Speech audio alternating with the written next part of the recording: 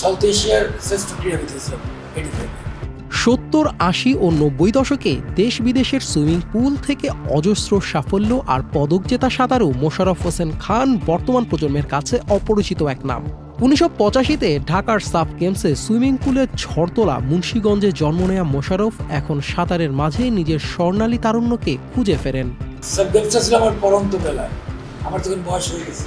1985-তে সাফ গেমসে রেকর্ড 5 স্বর্ণসহ 7টি পদক তাকে এনে দিয়েছে গেমসের সেরা ক্রীড়াবিদের সম্মান। সর্বোচ্চ রাষ্ট্রীয় সম্মান স্বাধীনতা পদক এসছে সেই অবদানের স্বীকৃতি হিসেবে। সাফ গেমসের ইতিহাসে এক আসরে মোশাররফের 7 পদক জেতার রেকর্ড 47 বছরেও ভাঙতে পারেনি কেউ। এই দীর্ঘ সময়ের ভিতরে এখন পর্যন্ত সেবার আপনি 7টা পদক পেয়েছেন। এটা সম্ভাবনা কম আছে। বাংলাদেশের যে খেলোয়াড়রা আছে না, কেউ এই পর্যন্ত কোনো খেলা থেকে 2টার বেশি পায়নি। প্রেসিডেন্ট বলছে জাতিকে কিছু দিতে হবে, আমি সেভাবে ট্রেনিং স্টার্ট করলাম। কখনো 2 বেলা ট্রেনিং করতাম, কখনো 24 আওয়ার্সে 3 বেলা ট্রেনিং করতাম। 1986-87-তে তৃতীয় বাংলাদেশি হিসেবে ইংলিশ চ্যানেল জয় করার কৃতিত্ব দেখান মোশাররফ।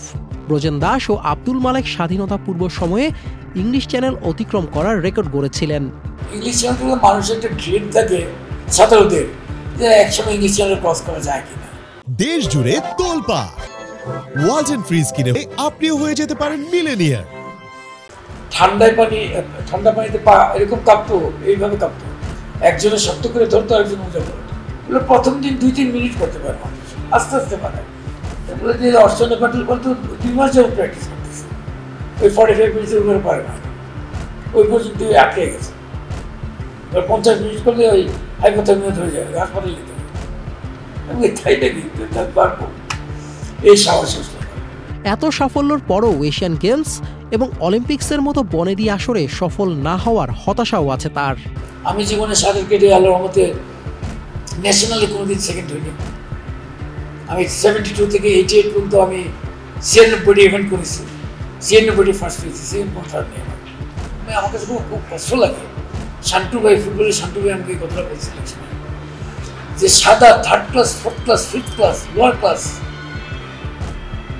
ট্রেনারদের এখানে এনে ট্রেনিং করায়, আর শান্টু ভাইয়ের টেক্সাসে যাদের ট্রেনিং করায় তাদের মেয়েরা ওয়ার্ল্ড কাপে খেলে, আমেরিকার ওয়ার্ল্ড কাপে খেলে, চান্স পায়, অলিম্পিকে চান্স পায়। ওনাকে এখানে এসে $1000 বেতন দিবে না, এদেরকে $10,000 বেতন। সাঁতারের উন্নতির জন্য ঘরোয়া আসরের পাশাপাশি আন্তর্জাতিক পর্যায়ে নিয়মিত অংশগ্রহণের তাগিদ বাংলাদেশের সাঁতার কিংবদন্তির। আদিল আহমেদ শান, চ্যানেল আই, ঢাকা।